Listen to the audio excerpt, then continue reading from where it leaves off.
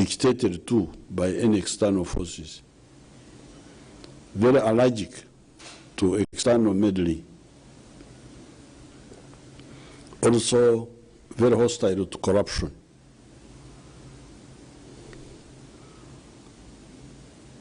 I had, of course, also started engaging him on the ultimate Nyererist position, which is the position of which I have supported for the last 57 years of the East African Federation. It is therefore a great shock that such a useful leader has died so early when he was beginning to make an impact on his country. One of the things he did was to, which we should learn from him, was to stop foreign travel by the parasitic public servants who are always squandering scarce resources by traveling abroad. And in so doing, he saved money and was able to do many projects, including the airline and so on. So therefore, I come here to extend our condolences to the people of Tanzania. There's nothing you can add. I last talked with His Excellency Magufuli on the day of the summit of East Africa. We spoke on the phone, but he told me that he had an acute headache. He told me that morning. And when I went to the virtual conference, he was not there. It was the vice president who was there. So it's a big shock when I heard that he was sick, and then eventually yesterday when they said he had died. In honor of his contribution, I direct all the flags in Uganda to fly at half-mast until the day of his burial. May the Almighty God rest his soul in eternal peace. Thank you. In a related manner, on Wednesday this week, the Tanzanian government, led by the now new president, Samia Suluhu Hassan, announced the death of President Magufuli, ending weeks of speculation. Magufuli first disappeared from the public for over 2 weeks, which raised more alarms than whispers. But who exactly was John Pombe Magufuli?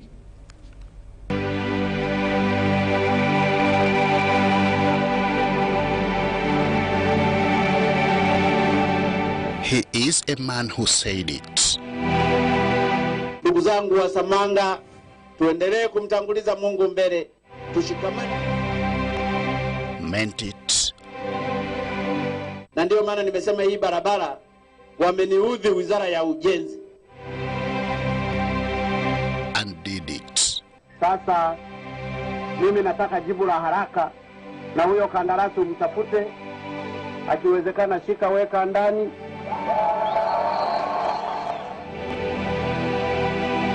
Becoming a household name, not just in Tanzania, but East Africa.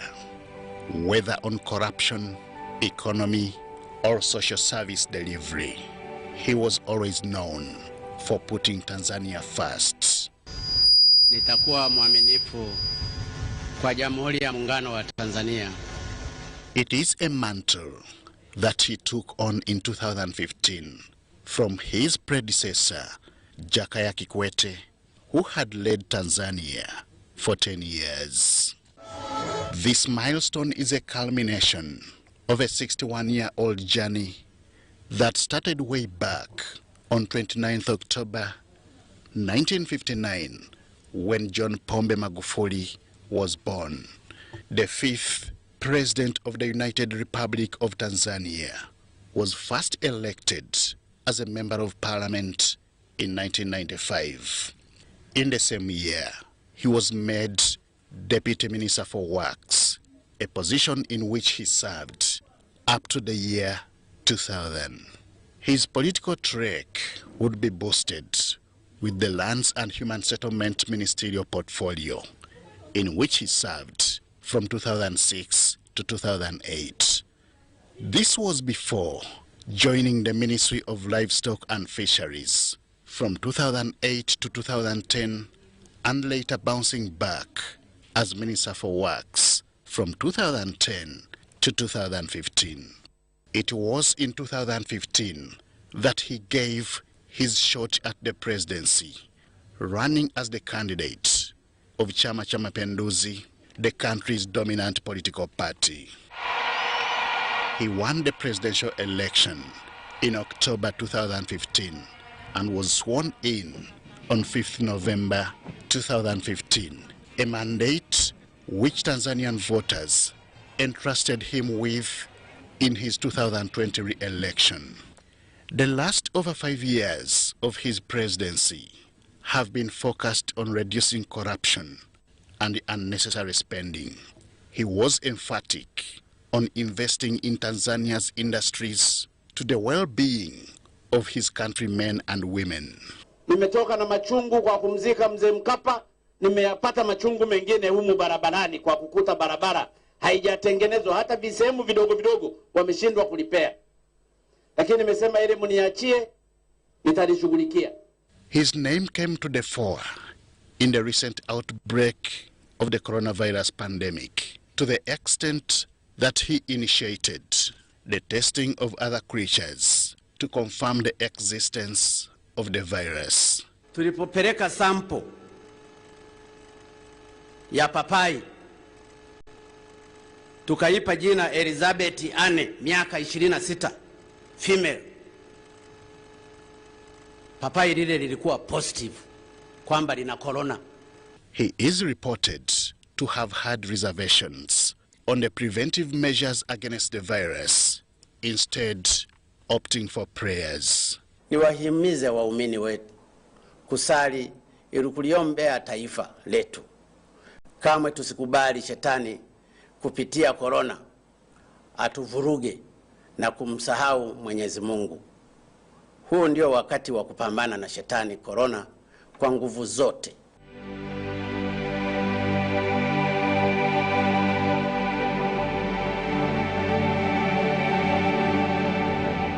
At the time of his death, Magufuli had not been seen in public since 27th February 2021, and the online rumors cited sickness and possible incapacitation from illness. After several years of civil and political service, heart disease became his nemesis, ending his life of 61 years and cutting short his second presidential term.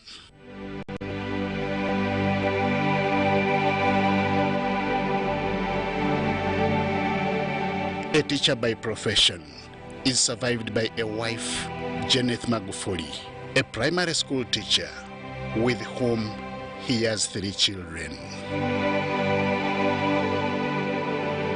Henry Okurut, UBC.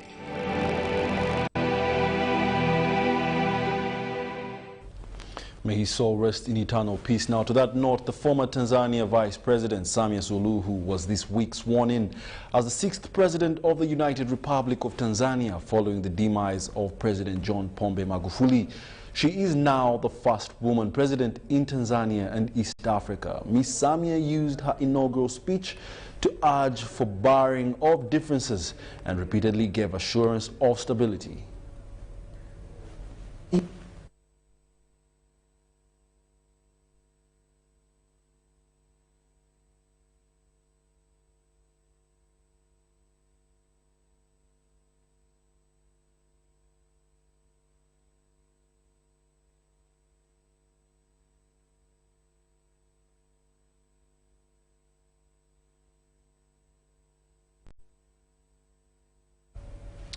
Tanzania's President Samia Suluhu Hassan this weekend led a government procession filing past the coffin of John Pombe Magufuli, who died suddenly this week. Mourners lined up the streets of Dar es Salaam to bid farewell to the late president, weeping and throwing flower petals as The casket was transferred by motorcade from a church to Uhuru Stadium, where it lies in state. President Hassan, who was sworn in on Friday to become the country's first female president, offered her condolences to Magufuli's wife. Many wore black or the green and yellow colors of the ruling party, but few inside the stadium or among the packed crowds outside wore face masks. And these are the details. Ngazi za jeshi la wananchi wa Tanzania ambao kimsingi ndio wanaratibu kwa kiasi kikubwa kabisa. Nyingine itafanyika katika viwanja vya Uhuru pale, ambapo mwili huu ukitoka hapa katika kanisa la Mtakatifu Petro utapelekwa huko. Kama ambavyo nilikuambia, kutakuwa na toroli hivi la kubeba mwili, ndio lile pale toroli maalum kabisa. Rais wa awamu ya 5 Dr. John Magufuli na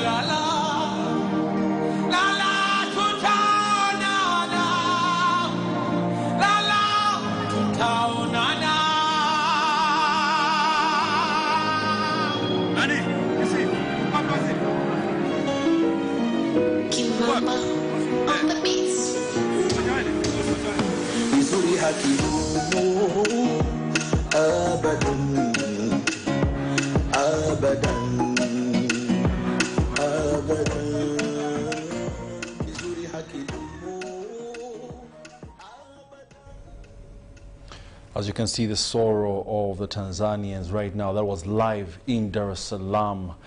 The nationals are passing by his casket to pay their last tribute. May his soul rest in eternal peace. Now, more news from this week. President Yoweri Kaguta Museveni said that Uganda succeeded in managing the spread of COVID-19 pandemic by taking tough preventive measures after listening to science and knowing the mode of its transmission. President Museveni was talking to a delegation of officers, men and students of Kenya's Staff Defense College, Karen, who paid him a courtesy call at State House in Entebbe. The 30 officers, led by the representative of the commandant of the Kenya Defense College, Colonel John Chiswa Sankali.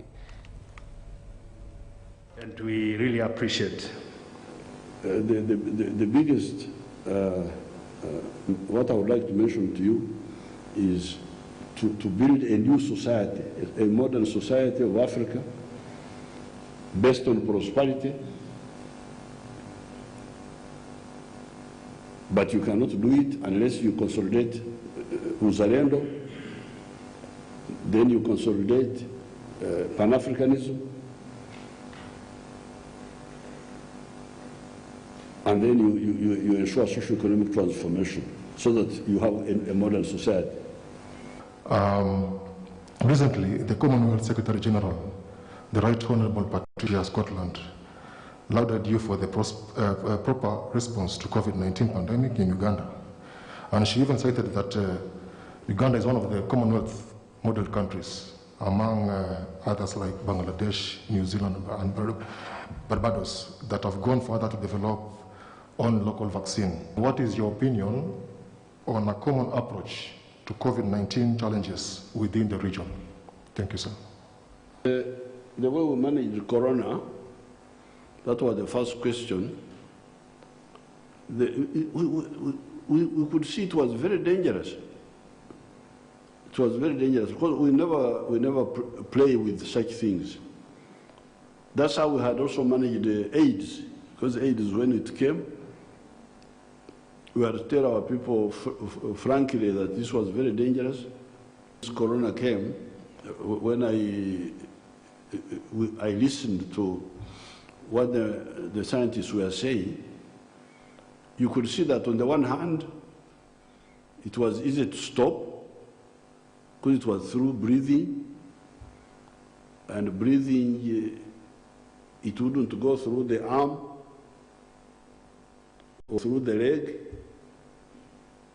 It would go through the mouth, the nose, and the eyes. 3 points. So then we said, but yes, if this is the case, on the one, and once it attacks you, it was quite dangerous. It would either kill or maim in some cases. So the question was, why do we take this risk? That's why we had to immediately close the schools.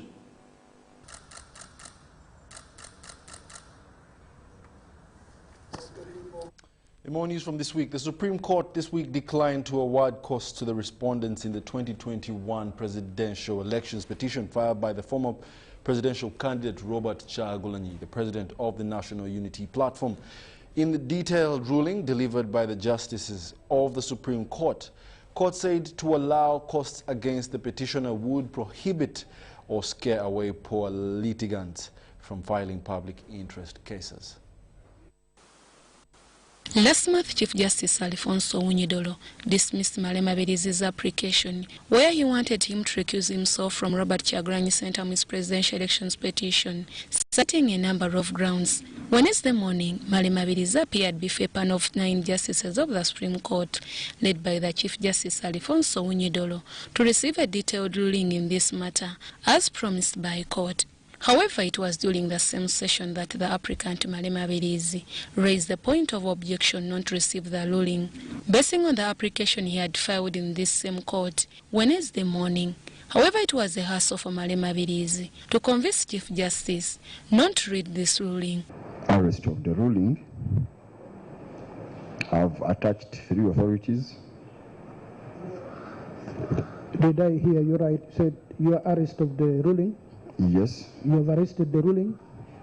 Yes, my lord. You have such powers? My lord, my understanding of the laws I have attached. No, I'm asking, do you have powers to arrest a ruling?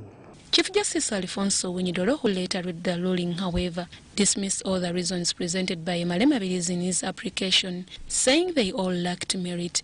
For the reasons given above, I find that the grounds the applicant has advanced for seeking my recusal is without merit, as it has fallen short of satisfying the requisite test for apprehension of bias to compel me to recuse myself from hearing presidential election petition number 1 of 2021. Dolo, who cited authorities to defend himself in this matter, says for him to meet the president on 16 February 2021 at State House in Entebbe. This was during an official function, which was attended by everyone, not in camera. The reason for the meeting held on 10th February 2021 was twofold. First was to attend the swearing in of a judge of the High Court. Second was to lay the judiciary budget before the president, which is a function of the Chief Justice as provided for under Articles 133 and 155 of the Constitution. Chief Justice Dolo confessed to represent President Yoweri Kaguta Museveni in 2026 presidential election petition. However, by citing the judicial oath, added that this was not going to interfere with the proceedings of the petition. Chief Justice in his detailed ruling also accused Malema Birizi for not having locus to file the case arising from the presidential election petition, citing that he was ex parte. The applicant Malema Birizi, who disagreed with the ruling, however vowed to appeal the ruling in the East African Court of Justice. He has cited authorities from all over the world. Those authorities, if properly applied, would be out of the case. Because we are talking about a reasonable person, a reasonable observer. So this ruling is illegal and the process is illegal. We are going to add it on our East African Court list. Deborah Namamonde, UBC News. Furthermore, the chairperson Electoral Commission, Justice Simon Mujenyi Byabakama, this week lashed out to National Unity Platform President and former presidential candidate Robert Kyagulanyi Ssentamu over his continued attack and discrediting of the commission. Now, this follows a recent incident in which Kyagulanyi paraded to media copies of what he termed as the 2021 presidential election results declaration forms, on which he claimed victory of the 14th of January polls. But Byabakama refers to Kyagulanyi's acts and actions as propaganda. At 10:30 a.m., Supreme Court justices were already set to deliver the detailed ruling in the 2021 presidential election petition. In this session, court had to deliver detailed rulings on 3 applications filed by the applicant Robert Kyagulanyi Ssentamu, including the one of amending the petition in this court, filing more evidence after the indicated time by court, and the one for withdrawing and determining costs in this petition. The reasons for withdrawing the petition and costs was read by Justice Ezekiel Muhanguzi. In this ruling, court declined to award costs to the respondents, saying it will scare away poor litigants from filing public interest cases in court. 3, each party will bear their own costs. Although the Attorney General of Uganda, William Byaruhanga, had asked court to award costs to the applicant due to his conduct outside court, however, court said it cannot depend on the nature of the applicant outside court, but punitive.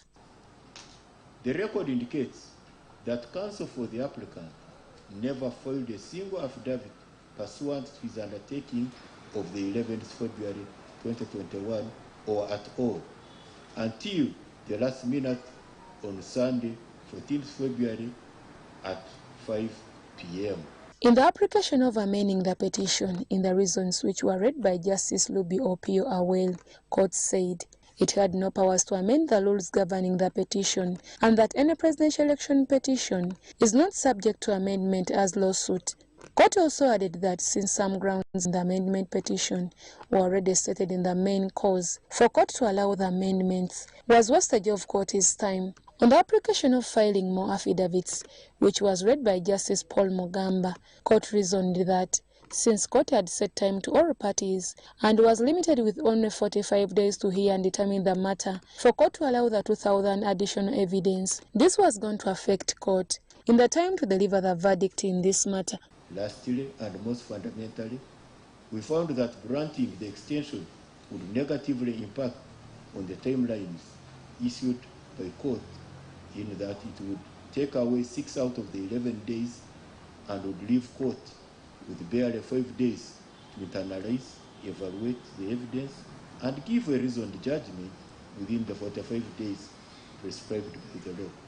Justices of the Supreme Court also added that since court directed all parties on the way to go on filing on 11th February 2021, and the applicant did not object to the indicated time, there was no way court was to extend time to allow further evidence. Court, however, accused the petitioner Robert Kyagulanyi Ssentamu for not being clear to the alleged witnesses who are in prison and police custody.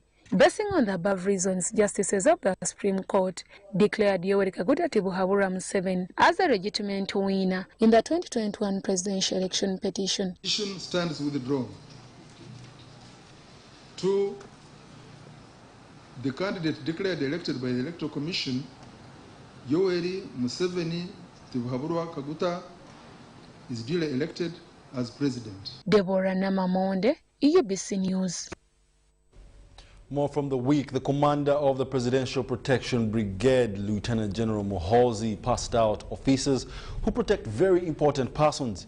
Muhoozi, who was impressed by the performance of the trainees, encouraged them to emulate discipline while serving the nation. Now, this was at the SFC training wing in Chisenyi.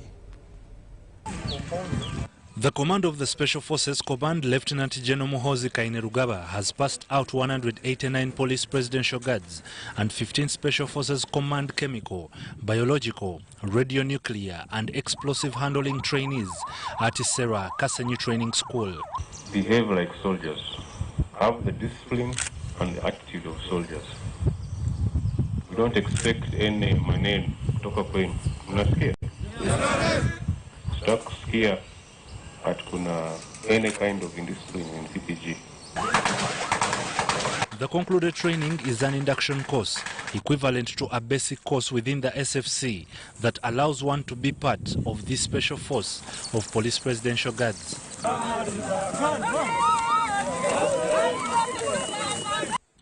Muhoozi did inspect the tactful actions and commended the skills emulated by the trainees. He was accompanied by the Deputy Commander of the SFC, Brigadier Peter Chandia, Commander 2 Special Group, the Director of Personnel and Administration, the Commander of Police Presidential Guards, and the Director of Training SFC. Are capable of, even police can be capable of. It is just training, it is orientation, it is attitude. So, PPG, you are kind of a model for the rest of police. You are there to show the rest of police that there is nothing stopping them from being as good as UPDF. The Commander SFC wants the Police Presidential Guard to go beyond VVIP and start conducting counter-terrorism courses under the command of SFC, but still part of police. So you can have VVIP, counter-terrorism, and be able to dispose of bombs disposal. Those can be missions under PPG that I think you can work on. The pass-out marked the end of a 6-month course, with certificates of completion awarded to the trainees. The Police Presidential Guard is a unit under the Special Forces Command, whose role is to provide security to the First Lady and other very important persons in the country.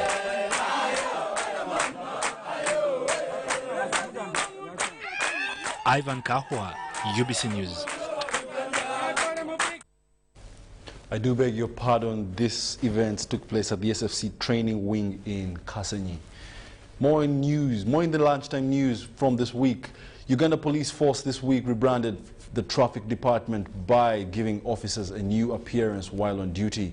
The Chairman Uniform Committee of Police, AIGP Hassan Kasinje, says that the intention of this innovation is to eliminate differences of the officers while on duty. In the new look of traffic police officers, Kachi attires are to be adopted to replace the white ones. Among the degazetted uniforms include desert camouflage of FFU, black berets of the Marines to adopt sky blue berets, regular white traffic uniform and sky blue uniforms for aviation police. They are going to have, on a white background, their chevrons are going to look like this. That means she's a corporal. Even you are also a corporal, you can turn. Yes. This is how they are going to be. They are not going to be black again. You can go and stand again. While unveiling changes in the uniform of the Uganda Police, the Chairman Uniform Committee of the Police, Hassan Kasinje, attributes this development to the need for the uniformity of the officers while on duty. Prior to that, we had 17 uniforms. 17. On that day, we degazetted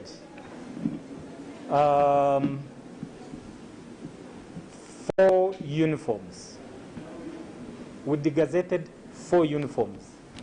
All the 51,000 officers are to get 2 pairs of this new uniform, while CID officers will be given an opportunity in addition of 1 pair of Kaunda suit in replacement of attire allowance. That's why we shall give them the 2 pairs of uniform, and we shall also allow them to purchase any Kaunda suit from Native, and the police will pay for that uniform.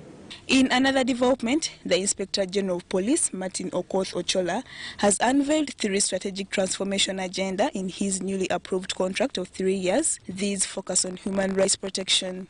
Ensuring that the welfare of all police officers in terms of accommodation and these other programs on well-being, the police hospital, the duty-free shops, all those that promote well-being are going to be transformed, and also ensuring that human rights enforcement is also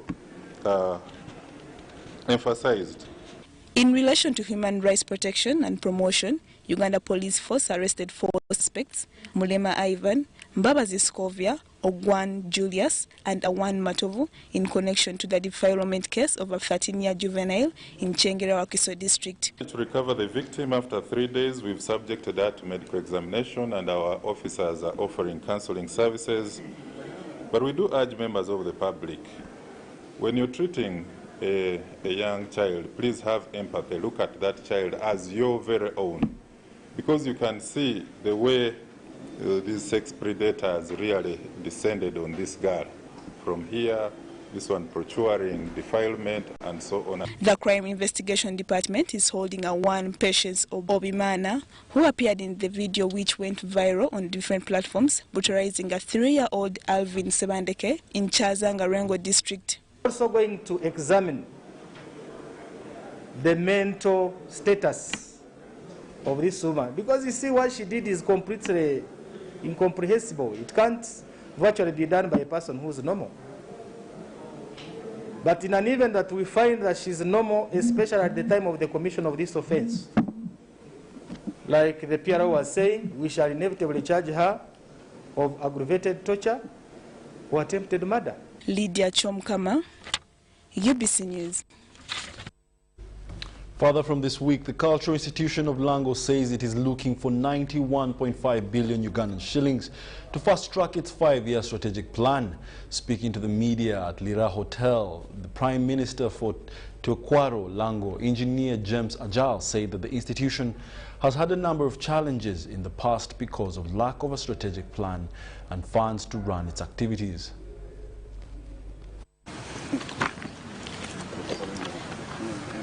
To promote development and preserve Lango Cultural Institution, a 5-year strategic development plan has been launched, and the institution has now embarked on resource mobilization to fund its 91.5 billion plan. So we hope after the launch, we'll start moving and make sure we develop Lango.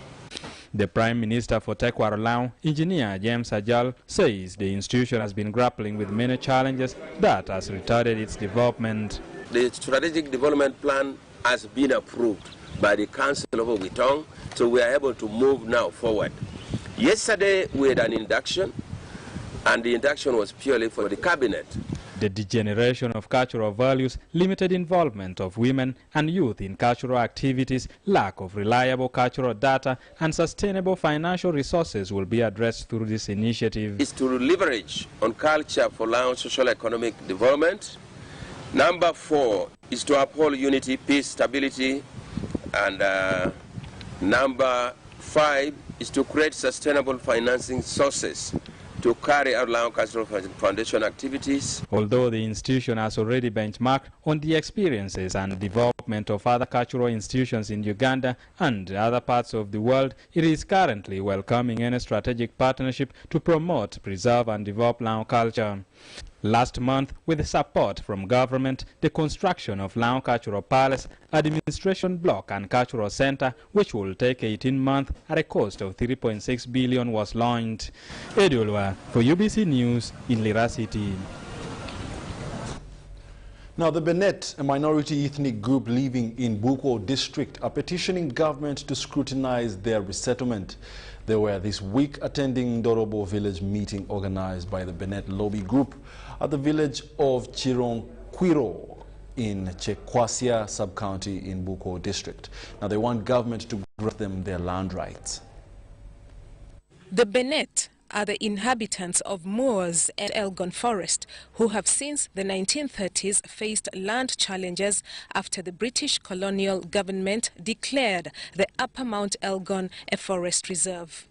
According to elders of the Benet, illiteracy has been a major cause of land disputes among the Ndorobos or forest people. Unfortunately, the Benet Robos, who had been uneducated since time immemorial, didn't have forest rangers to become the leaders.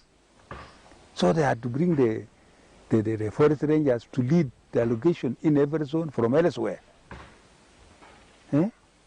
Marginalization started of the indigenous people. 1983, the then sitting government at that time decided that they identify land between rivers Kere up to one which is called Kaptokoi.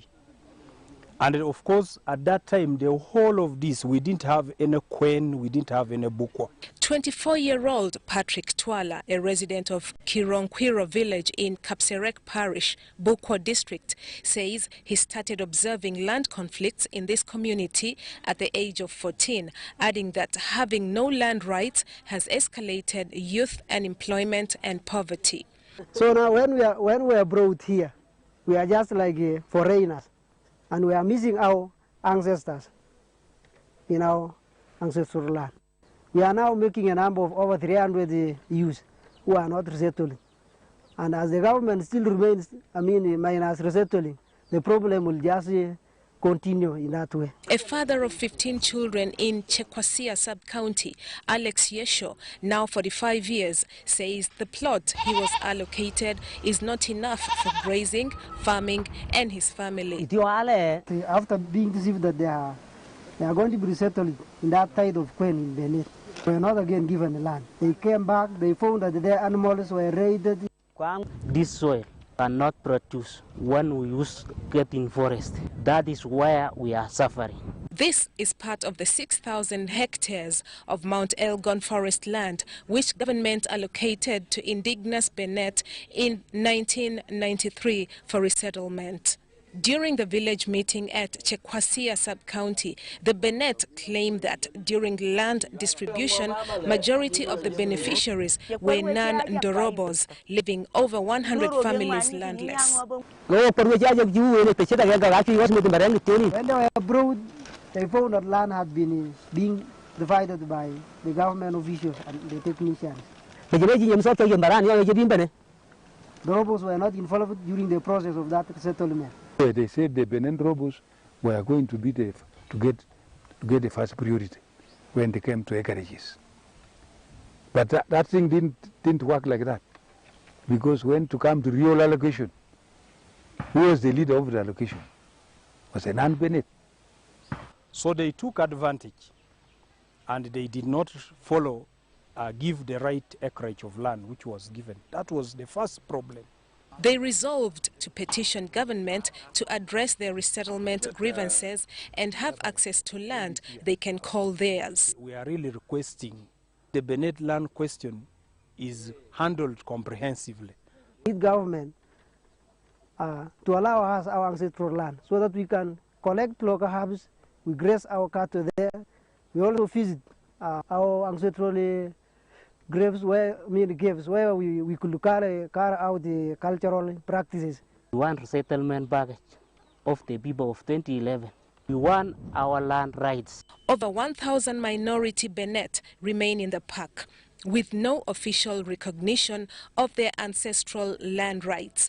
Benet land groups with partners are calling for harmony between government and the ethnic Benet. We are looking forward to a situation where the Benet community comes on a round table with the government, where they come into a round discussion, we talk, then we agree, In October 2005, Mbale High Court ruled and passed a consent judgment allowing the Benet to return to their ancestral land, although, hitherto, they have never been granted access to their ancestral land. Recent statistics put the indigenous Benet in Uganda at over 9,000. These once lived in Mount Elgon Forest Reserve before it was gazetted Mount Elgon National Park in the year 1990.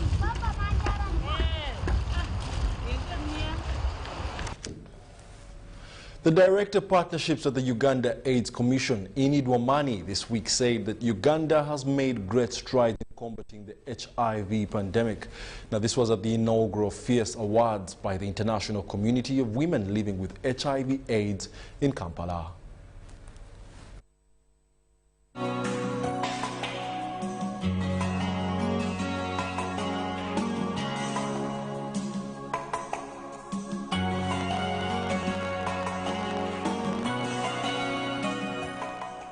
The International Community of Women Living with HIV or AIDS Eastern Africa chapter has rewarded women advocates for standing out against HIV or AIDS scourge. Uganda has made tremendous progress in the national fight against HIV or AIDS, including bringing down mortality and morbidity among the infected and affected. The Director of Partnerships at Uganda AIDS Commission, Enid Wamani, addressing HIV or AIDS activists at the inaugural Fierce Awards by the International Community of Women Living with HIV or AIDS in Kampala, says that issues of stigma are still a major hindrance to prevention. So we are saying, as a country, let's step up our efforts to ensure that we support women to live productive, constructive lives, regardless of their HIV status. For those that are HIV positive, we should support them to ensure that they live their full potential, they are productive. Those that have families, they support them. Those that are economically engaged have businesses that are profitable. So the International Community of Women Living with HIV or AIDS, East Africa, has organized awards codenamed Fierce, Fighter, Intelligent, Empowered, Resilient, Courageous, and is excellent, aimed at putting up a positive change to fellow women in East Africa. It is important to say that we are excited, we are happy that we can speak about people who have changed the lives of others, who have changed policies, who have contributed to the great work that we can all count on around HIV when they are able to hear our voices, when they are able to say. This year's winner is Sharifa Nalugo of Uganda, who received $100 and a trophy from the International Community of Women Living with HIV Eastern Africa. The second runner-up was Dorothy Odiambo from Kenya, and the first runner-up was Christine Bizimana from Burundi. The Gender and HIV Specialist, Uganda Country Office of UN Women, Elizabeth Mushabe, acknowledged the role of women in the fight against the deadly pandemic of HIV, especially in fighting gender-based violence and stigma. Because I know that for so long we have struggled with stigma associated with HIV, and this usually manifests among women communities and children. And a few years ago, it started to manifest among our young people. Adolescents growing into young people, it was tough and got tougher until we started to say no, it can actually be confronted. She encouraged them to be more fierce if the HIV/AIDS is to be wiped out completely. Now, over the past couple of years, Lake Victoria has been under increased pressure from mismanagement of waste and pollution, threatening the health and livelihoods of the communities. Now, to protect the lake from more devastation, the European Union has partnered with the Flip-Floppy Project, a circular economy initiative based in East Africa, whose vision is a world without single use of plastic. Lake Victoria is facing countless of environmental challenges that could impact over 40 million East Africans living in the region. Plastic pollution has become the most dominant waste on the water body. We're here on the beautiful shores of Lake Victoria, which supports 40 million individuals through their livelihoods and individuals along the lakeside. But unfortunately, their livelihoods, their health is under threat from the mismanagement of waste, plastic waste and pollution that is having a large impact on the shores. If you throw plastic into the water, there will be some worn out from the plastic. And this plastic worn out they are micro because you can't see them by face. So fish will eat this, or they will take them in by water, and then they'll be inside the fish. So after that, we fishermen will fish, and if you caught that fish, we'll eat it direct. It might cause cancer to us, and to the fish, it will decrease the population of fish in the water. Public and private sector collaboration is encouraged in curbing plastic pollution in and around the water body. The flip-floppy, a selling dough that exists 100% out of recycled plastic, picked up on Kenyan beaches and covered in 30,000 discarded flip-flops, aims at encouraging safe disposal of plastic waste and expose business opportunities in recycling. It is proof to me that we have here the creativity and the determination to be leaders in the global fight for climate change and the environment. The dough, which started its voyage in Kenya's lakeshore city of Kisumu, will be in Uganda for a week for plastic pollution sensitization purposes within lakeshore communities. Everything you see, they might look like timber, but everything there is made of plastic. And then the top ones are the flip-flops, which were found along the coastal region. Uganda's fight against the use of plastics, especially plastic bags, commonly known as kavera, has been fruitless despite the numerous negative impacts on the environment. We need joint hands. I can pass laws and I come to enforce those laws, but without the community, without the stakeholders involved in producing plastics, in using plastics, I will not be able to succeed in enforcing those laws. Environmentalists argue that stopping the use of plastics is inevitable if we have to sustain and maintain the environment in good shape. Dennis Sigoa and Robin Yoso for UBC News. The UBC Weekly Roundup Bulletin shall take a short commercial break. When we return, we'll be back with the business news that made news this week.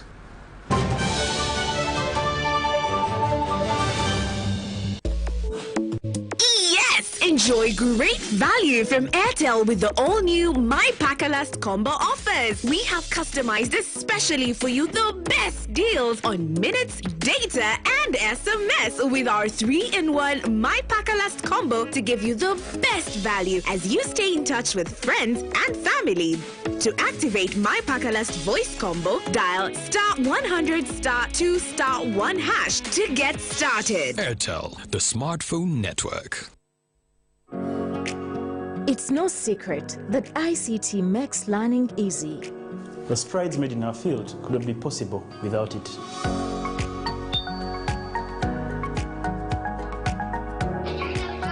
And now we can watch our favorite shows. My radio is my best friend. UCC provides an enabling regulatory environment and policy guidance for healthy competition. We also facilitate ease of doing business in the communications sector through licensing, standardization, spectrum management, tariff regulation, rural communication development, and consumer empowerment. An informed consumer is an empowered consumer. UCC supports local content and innovations. Driving the development of a robust communication sector in Uganda is Uganda Communications Commission. The day the world stopped was the day we found where to go.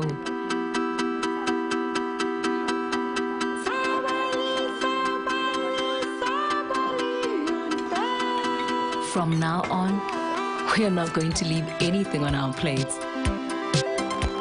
because we've learned to savor the moments that were always there, and they never tasted this good.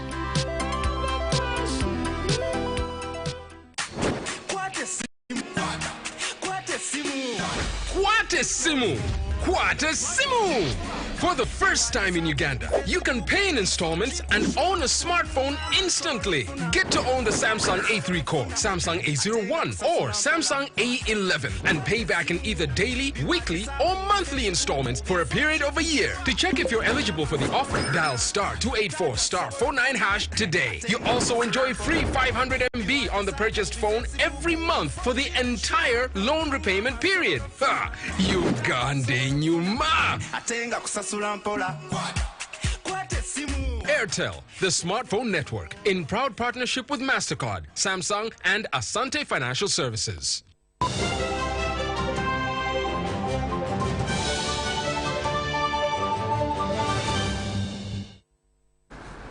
Welcome back. It's still a rainy afternoon here at Broadcast House, but we still managed to give you the news in detail. This is the weekly roundup bulletin streaming on Facebook and YouTube under the name tab UBC TV Uganda.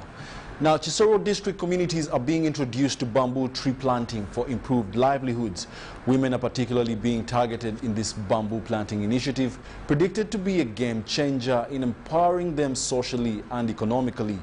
Bamboo have several domestic use, ranging from being eaten as shoots, and that is malewa for us who come from Bugisu, for weaving, construction, decoration, fencing, and as ornaments, among other uses.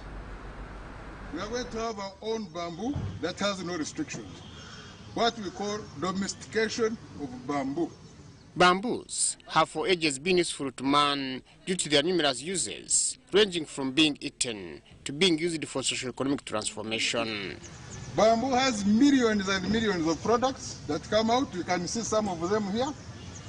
These products, once you engage in these products, sell them, your children will go to school. You will be able to buy salt. You will be able to look after your families. And therefore we say, bamboo should be for her. Bamboos are found mainly in hilly and cool areas of Uganda, especially around Mount Elgon and Higesi sub-region. They can also be found in some areas of northern Uganda, especially Guru, Kitugum, and in Padel. In Higesi sub-region, bamboos are used for weaving baskets, making grain stores, construction, as support for climbing beams, fencing, and straws for sipping sorghum beer, among other uses. If we empower women to do these products, then we shall use them in our corporate offices, and the corporate offices will buy these. These are made out of bamboo. Now, in one internode of bamboo, you can get 2 of these. However, bamboos are mostly wild plants that were until recently being accessed by all, where they are known to sprout. Bamboos can grow under any condition, though they prefer cool areas. Realize that bamboo is the only tree in the world that if you don't cut it, it will die. Cutting bamboo does not tantamount to deforestation. Cutting bamboo tantamounts to taking care of it. The more we cut it, the more we benefit. Bamboos are good at conserving soils, mainly stopping water runoffs in hill areas of Higesi. Now, bamboo grows everywhere. Whether it is in the lowland, whether it's in the upland, it doesn't need a lot of land. Now, there has been a fear, especially in this community, that when you plant bamboo, it will take over the land for agriculture. We're going to plant it in landscapes that are not used for agriculture, say on hill slopes, especially for soil conservation. In Higesi and Mount Elgon areas, bamboos are in gazetted forest reserves and therefore no free access, especially by women looking for firewood, shoots for food, and weaving baskets and ornamentals. You know that we used to depend on bamboo from forests, from Ichia forest, from Gahinga forest, from Gindi forest. But when all these forests were gazetted for conservation, we lost out. Kisoro district is one of the areas where bamboos flourish, but access is restricted because they are in ecological sensitive areas of Mugahinga National Park, Ichia Forest Reserve, and Bwindi National Park. However, efforts are now on to domesticate bamboos through establishing bamboo nursery beds from where communities can get seedlings for planting in their gardens for domestic use without restrictions.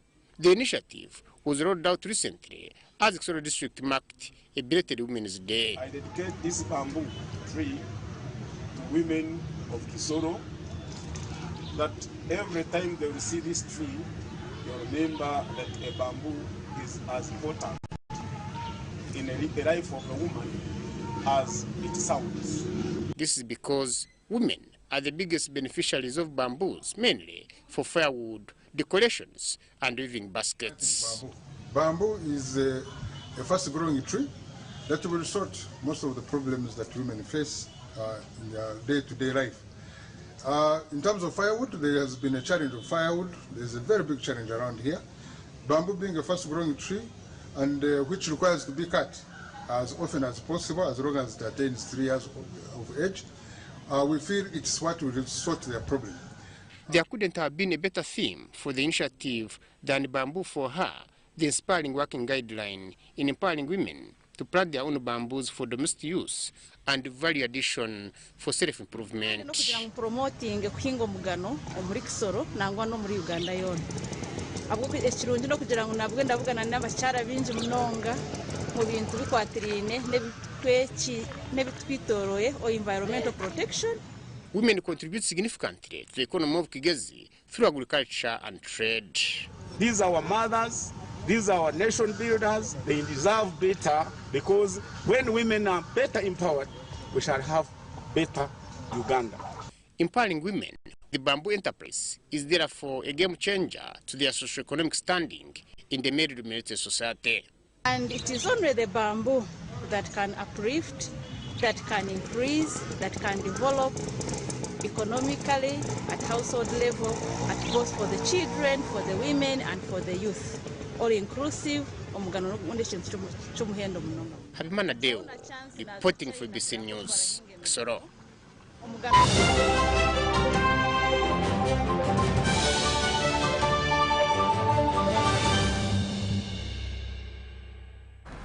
And that brings us to the end of the weekly Roundup Bulletin. Thank you for joining us. I hope it is not raining as much as it is here. I mean, I can't even get out. Anyways, up next we shall have a live broadcast informing us about the National Water and Environment Week. As well as you're all aware, this is the month of water and environment. So please enjoy, stay tuned, and have yourselves a lovely Sunday afternoon.